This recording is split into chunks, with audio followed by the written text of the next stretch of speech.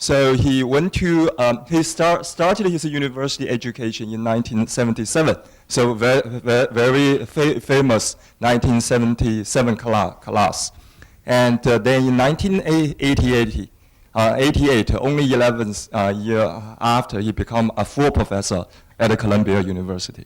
Without further ado, let's welcome Professor Yao.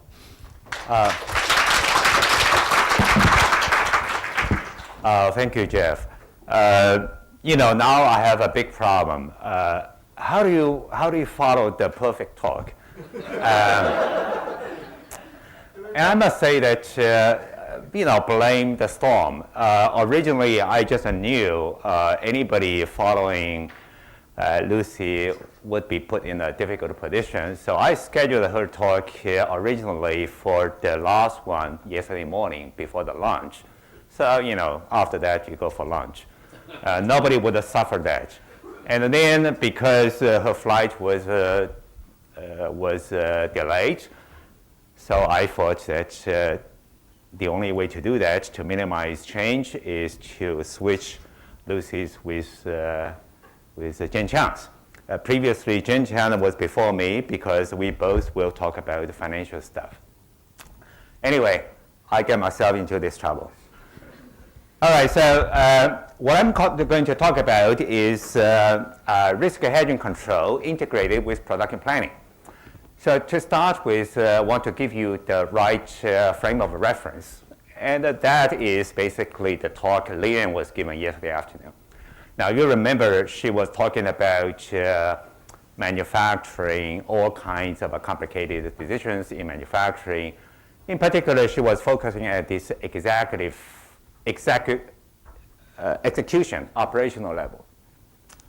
So what I'm talking about is something a little above that level. So I'm talking about the production planning, which usually start with the board setting a target, revenue profit target of a company.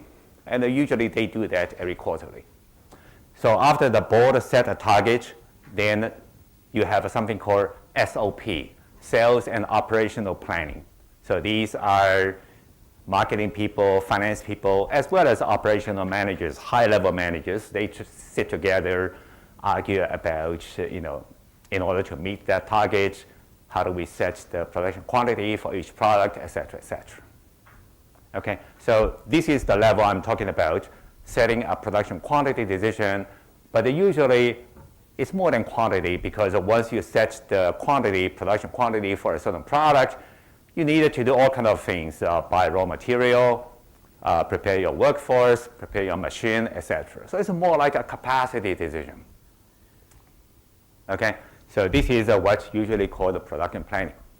So this is the classical, and then I will explain to you what do I mean by risk hedging control. This is sort of my invention. This is new. And this is appropriate because this, after all, is a control conference. All right, so let's start with the usual setting. Let me explain to you how this production decision is made. So usually when we teach the production planning, the simplest model you probably all knew already is something called newsvendor model. It has a very nice story, very simple everyday life experience. You have this what's used to be called a newsboy, and then they say it's politically incorrect, so it's called a newsvendor. Okay, so you have this newsvendor. Every morning he will have to decide the quantity, how many newspapers to buy from the publisher. And it's a one-time decision. It's a one-time decision. He has to make that decision at a very early morning. And then what's the difficulty? He's facing a random demand over the day. If he buy more copies from the publisher, he could not sell the copies. It would be a loss for him. If he buy too few copies, then he would lose opportunity to make money. So this is the perfect example to think about the production planning. You need to make a big quantity decision at the beginning. Say your production, preparing raw material, produce the stuff, takes 1 month. You are talking about the supply and the demand that's going to happen 1 month down the road. loss of production could take easily a quarter. So therefore, you face lots of uncertainty. And the typical trade-off is overproduce versus underproduce. If you overproduce, you cannot sell the product. It's wasteful. If you underproduce, you lose the opportunity to make money. So the news vendor model, simple as it is, captures perfectly that kind of a trade-off. Okay, so the quantity decision is Q. The demand, capital T, is important. T is the horizon. What is the lead time? Think of a capital T as 1 month, 1 quarter. So D is the demand. So this is the minimum of the Q. So P is the profit. You can only sell whatever you produce, whatever is the demand, taking minimum. And then this is the surplus. So Q minus D, if it is positive, it's positive. If it is negative, it's 0. That's this notation. It's a standard. So this is the whatever you cannot sell, so that costs you. Okay, so this is the second equation you can ignore. So this basically captures the so-called net return. So HTQ, that's important. I hope you remember. So Q is the decision, T is the horizon, and I'm going to use this for the what I call terminal wells due to production. Terminal because this is the end of your production horizon. At that point, you collect your wells from your production. Okay, so this is the payoff, the return. Because demand is random, you take expectation, you want to make a decision to maximize that return. This is a very simple concave optimization problem. You write down the first order optimality equation, it gets you a solution, which is this. All you need is the demand function, distribution function. You take the inverse, you plug in this ratio, profit over profit plus cost. This is called a critical ratio. So it's a very well-known model. And also, the beauty is it's so simple. Everybody knows the best quantity is the critical ratio solution. You take this critical ratio, plug into the demand inverse distribution function. That's the quantity you should produce. So let's say the news vendor is trained. Somehow the news vendor collects the data from the past, and let's say he thinks that the demand is normal. Normal, as we know, is a mean plus some variation. So therefore, and also normal is symmetric, right? Symmetric around the mean. So therefore, he knows that calculate this ratio. If the ratio is below 50%, it will be subtract a little bit from the mean. If the ratio is above 50%, you add a little bit more above the mean. So for the news vendor, it's very easy to make this kind of a decision. If he somehow feels that tomorrow's demand will be a little higher than the mean for whatever reason, he will buy a little bit more above the mean. Otherwise, a little bit less than the mean.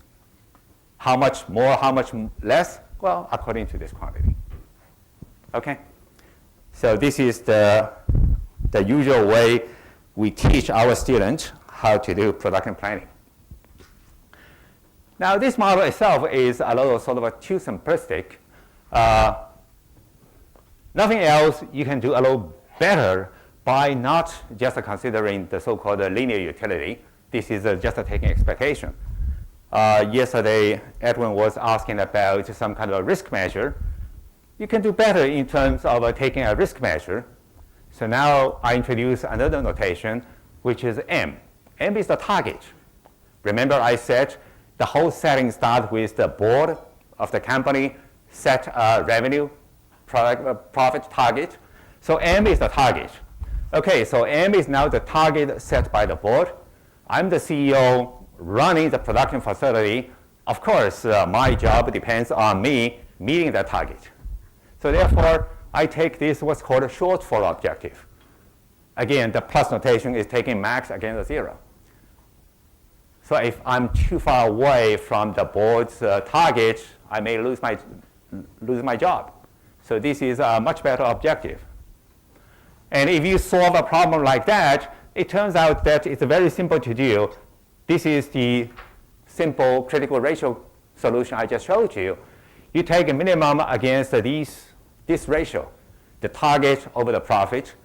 That gives you a new optimal solution, which is a much better one in terms of usefulness to the CEO, addressing a risk measure. Okay, so I'm a little surprised that this was not yet done in the research literature. Maybe people think this is too trivial. But anyway, if you look at this solution, it's even better, not in terms of a better risk objective for the CEO, but also it gives you the so-called risk return profile. Previously, what I showed you is just a single solution, right? It's just a single solution. The news vendor knows this is the quantity I must order, period. And this one is corresponding to this particular objective. Now, with this kind of a formulation, what I can do is to have this optimal solution as a function of the target. If you change the target, I would have different optimal solution, and I have a different risk level, risk meaning this shortfall. And very quickly, you can show that I have an efficient frontier. If you increase the target, your risk will also increase. Every point is efficient. Nothing sort of dominates each other. So then it depends on what is the risk profile of that CEO in terms of, I should say the board. The board, in terms of setting a particular target, should understand what's the risk involved. If you set a very high target, you will have a very high risk.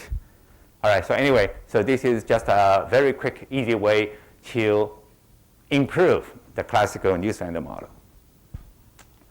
But that's not what I really want to do. What I really want to do is the following. This is sort of like, I'm not telling you the real story, but I'm telling you the sort of public story. The public story is basically reading news items. So this is the Deere story. By the way, Leanne also mentioned John Deere as one of the companies she consulted. So this is about John Deere, and it's last year. John Deere is a company that produces lots of equipment. Among other things, these are some equipment to harvest corn. And the corn is a commodity. Corn price fluctuates widely. Why? Because corn price is tied with the oil price. So therefore, as corn price fluctuates, demand also fluctuates in terms of John Deere's equipment. This is a Caterpillar story. Caterpillar produces the heavy equipment, and that has to do with the general economy. So this is more or less the same time. It says that anticipating a booming commodity market, the firm increased their capacity, and then the commodity slide. I think that's coincide to that date, and the firm suffers from a decreasing demand. And that was basically reported. I think that particular quarter, Caterpillar stock was hurt. And then there's a Walmart story. Walmart story is at the beginning of recession. Let me show you the next one. Yeah, the Walmart story is, it's here. The Walmart flourishes as economy turns sour, and the date was 08, November 08. That's shortly after Lehman Brothers got into trouble, the financial crisis started. The phenomenon is that Walmart sees its demand goes up because the people feeling poorer because of the financial crisis. So they go to the discount store. Another story is automakers dare to boost the capacity. The date is January 14. That's the point U.S. completely came out of recession. So this says that, you cannot read it, but it basically says that the Detroit automaker decided to increase their car production by 1 million vehicles. It's a huge. So, and that's the Caterpillar story. So now, this got me into thinking, originally, the only way you can cope with demand uncertainty is to make your production capacity or quantity decision at the beginning. Now it seems like during the interim, before my product is made, I can do something else. If indeed the demand depends on commodity price, demand depends on the economy, over that horizon, I can do what I call risk hedging control. So that brings me to my story, risk hedging control. So how do I do risk hedging control? Well, previously, my terminal wells at T is just due to production. If I do risk hedging control, which I haven't told you how to do, then I can supplement that with another wells, and I'm going to use this notation, chi T. T is the same T, and this is like this. It's my decision, except this is a single quantity decision. This is a control. This is an optimal control. It's a real-time control over the horizon. Okay? So now I'm going to do real-time risk hedging as a control, and then I will contribute to supplement the original production wells by this additional hedging wells. So the first thing I need to do is to change the demand model.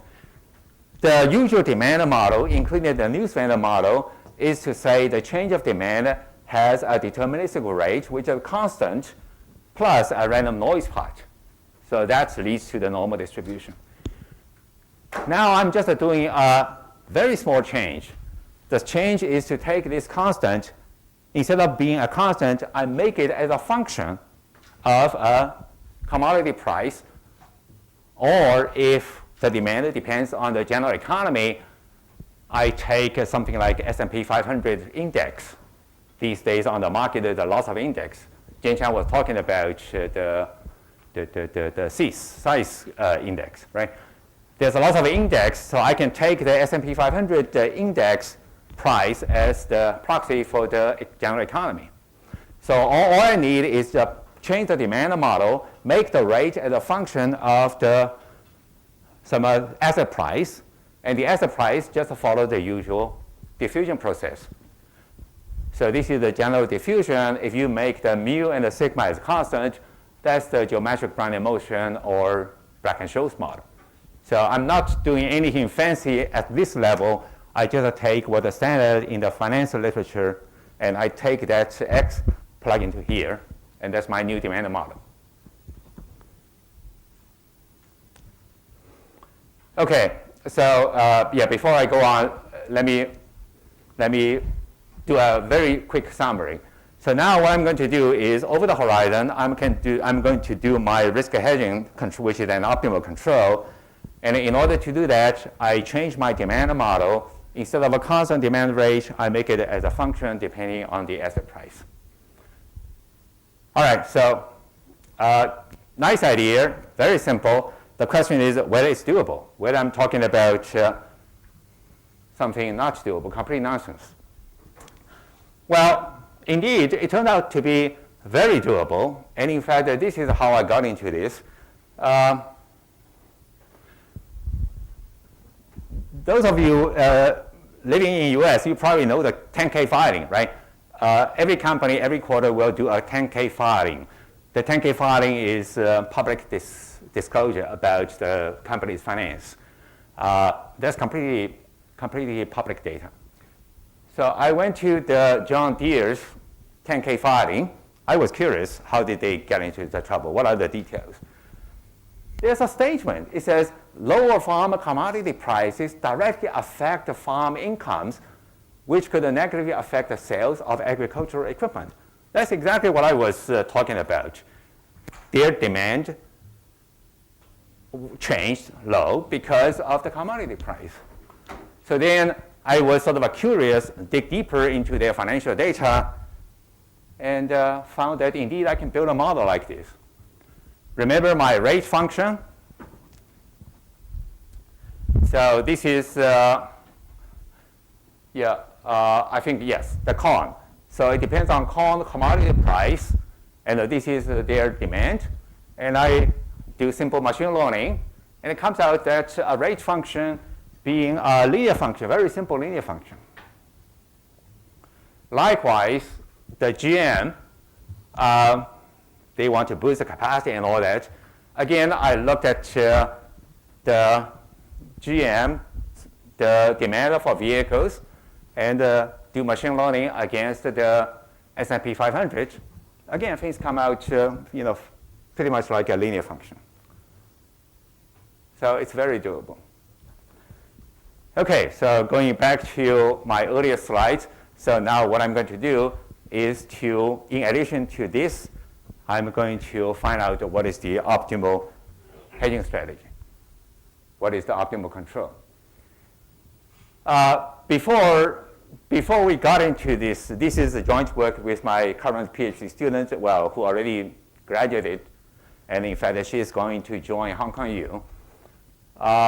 So before we were considering this shortfall objective, we in fact solved the problem to address the mean variance problem, very much like I think Jane Chan yesterday was also talking about the mean variance objective. Okay, so that was the mean variance formulation. It's either to appear or already appeared in operation research. So the variance objective are typically criticized by people because the variance is two-sided. You don't care whether it's upside or downside, you penalize both. So therefore, shortfall is a better objective, better risk measure, because they only penalize the downside, does not penalize upside. And another thing we did in this model is to have a partial information. And this is also sort of a criticism on our mean variance paper. People say, okay, well, your trading is real-time. Real-time information on the financial market is very much affordable, available. Demand forecast, the frequency is much less often. So you cannot really say that your hedging strategy also have a full access to demand forecast error. So therefore, we have a partial formulation. So our hedging only depends on that functional, but we don't have a demand forecast error. And also, there's a budget constraint, meaning that since we do risk hedging, at some point we can lose money. If you can lose infinite amount of money, again, that's unrealistic. So we can have a budget constraint on that. Okay, so this is basically the formulation. Now we have the target. We have two kinds of a wealth. And we have two kinds of decisions, quantity decision, optimal hedging strategy control. We have the budget constraint, and also we have the partial information. This basically says that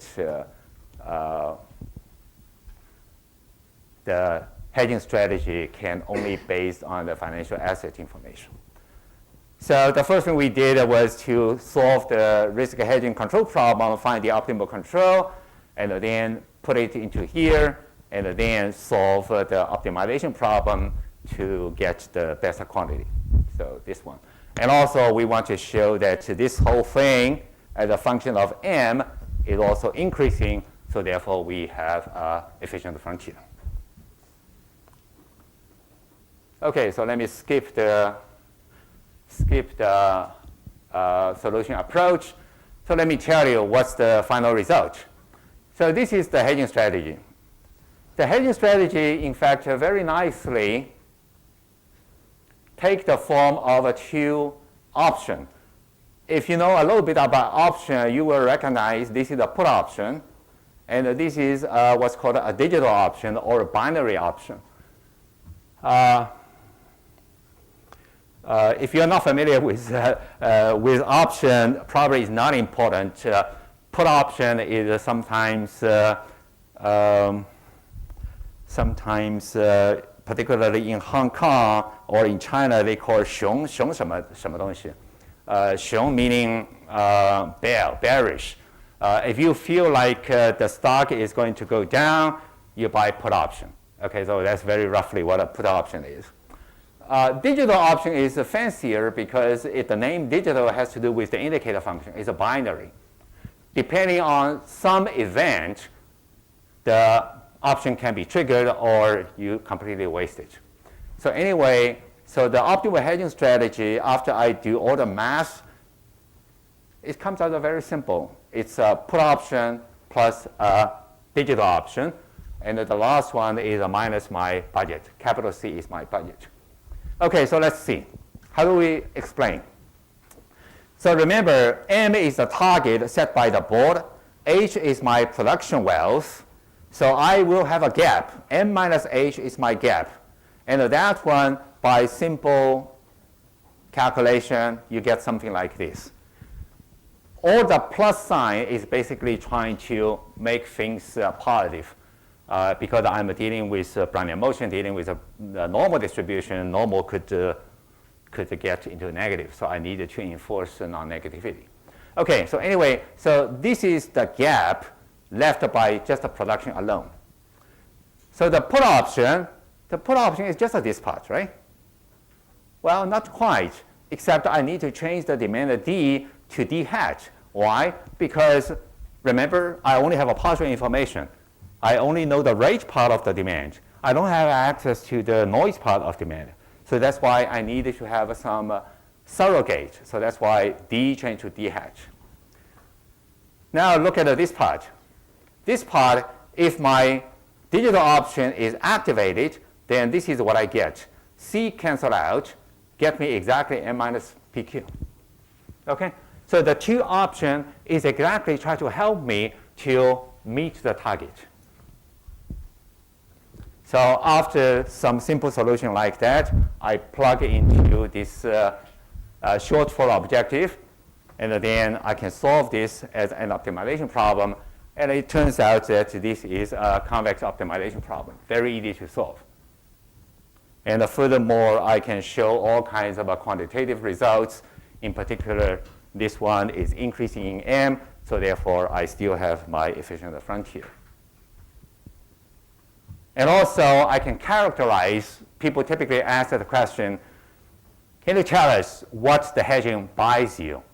If you don't do the hedging, or if you do the hedging, what additional stuff it buys you? Well, here is the quantity. We can show that what the hedging buys you is exactly this quantity, and this quantity is positive. In other words, we cannot, without doing a numerical approach, directly quantify what is the risk hedging strategy buys us, but we can have a lower bound. And the lower bound is exactly this, and the lower bound is positive. Yeah, so as I said, everything is explicit except there's this lambda star involved. The lambda star is the shadow price. I was pursuing a sort of a Lagrangian multiplier approach, so there's this multiplier involved. And the ZT is the change of a measure. Whenever you are dealing with financial risk hedging, there's always a change of a measure somewhere turning up. So anyway, so these are the technical stuff. And then we also have all kinds of qualitative results, quantitative results regarding what happens if your target goes down to 0. I mean, your budget goes down to 0. What happens if your budget goes to infinity, et cetera, et cetera. I want to show you some numerical examples, but the best way is to let the picture tell the truth. So what's being plotted here is basically what I call a bunch of efficient frontiers. So the x-axis is the target, and the y-axis is the risk. So as you can see, that the top curve, blue curve, is the production-only decision. That's marked as newsvendor. And the red curve is the optimal. Optimal meaning I have the optimal risk hedging, I have the optimal production quantity. And the green curve in between is what's marked as NV plus, meaning if I just take the production decision from the newsvendor model, and I don't do anything else, I just do the risk hedging, then it's in between. Okay? As you can see that just doing risk hedging with the NV production decision already improves a lot, but then the joint optimal decision improves even further. And also, these things are increasingly convex, meaning that at the high end of your target, the improvement is even more prominent. Okay, so my time is up. To summarize, the original production planning is a quantity capacity only decision. And in fact, it's only looking at linear utility. You can first replace the linear utility by a risk measure, which is a shortfall, and I think that's very relevant to people running the production facility like CEOs. But even more important, because these days almost all kinds of demand depend on the general economy, depend on some financial asset. If you pay attention to that, you change your demand model, then you can do risk hedging along the way before you produce.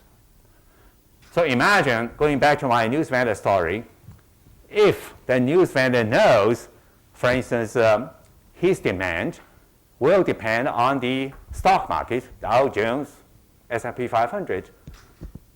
Over the day, he can do some risk hedging to supplement his profit. So that's basically the idea. Of course, no news vendor would bother to do that. But for companies, why not? A company like Deere, Caterpillar, or even GM, there's no reason why they don't do this. Okay, so that I will stop here. Thank you.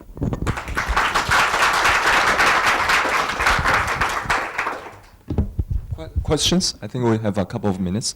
Christoph. Is there a multidimensional extension of this? In other words, if I have many possible products and many possible targets, and if that's true, then you're getting into a situation you can correlate and compensate. Absolutely, absolutely.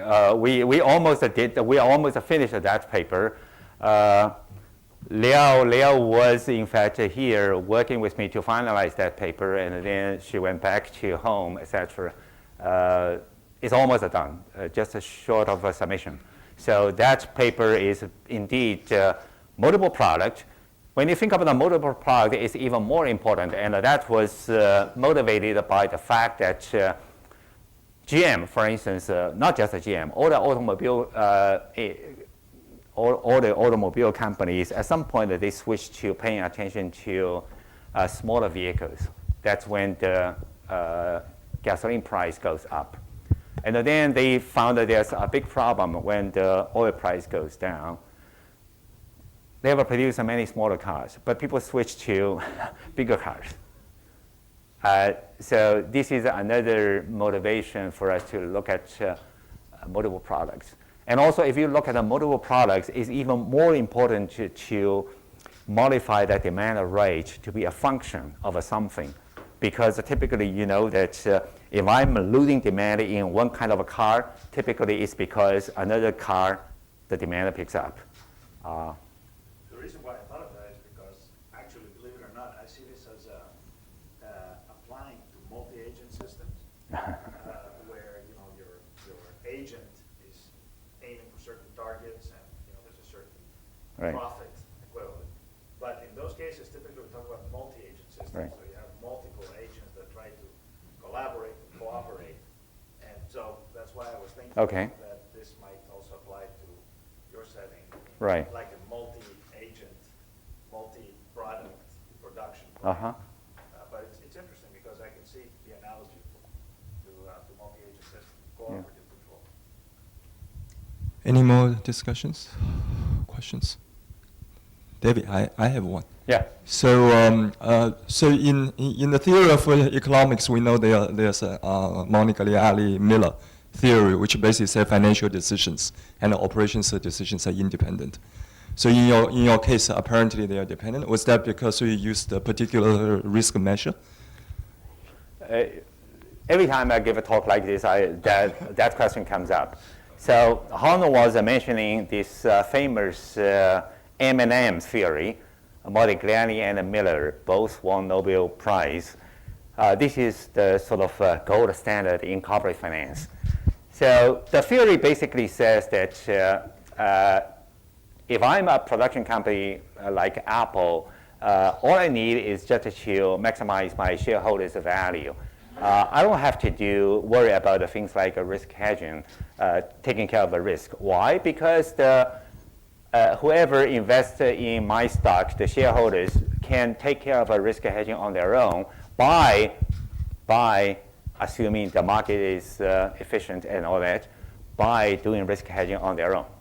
Typically, for instance, you can invest in something else, which has nothing to do with Apple. So by doing that, shareholder can do risk hedging on their own. So that's why I started by saying my frame of a reference. Remember, anything you do, you have to say for whom. I'm talking about to maximize this, maximize that. It's for whom? Well, my frame of reference is for the CEO. Remember, the CEO is working for the board. The board set the target. The CEO, if does not meet the target or too far away from the target, could even lose a job. So my frame of reference is indeed for the CEO running the company. So it's a very operational. It's completely different from the shareholder reference. Okay. So that's the way to answer your question. Thank you. Any more discussions, shall we?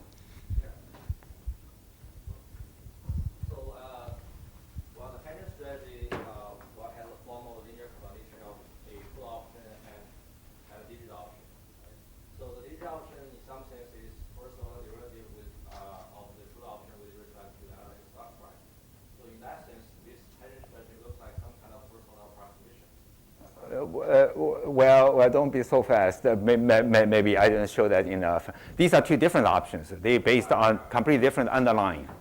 Okay. Yeah. The underlying is completely different. Yeah. Right. Okay. In the interest of time, just stop here. Yeah. Certainly. There's no need to have the put option and also a digital option. Doesn't make sense, right? Yeah. Right. Okay. Okay. Let's thank Professor Yang.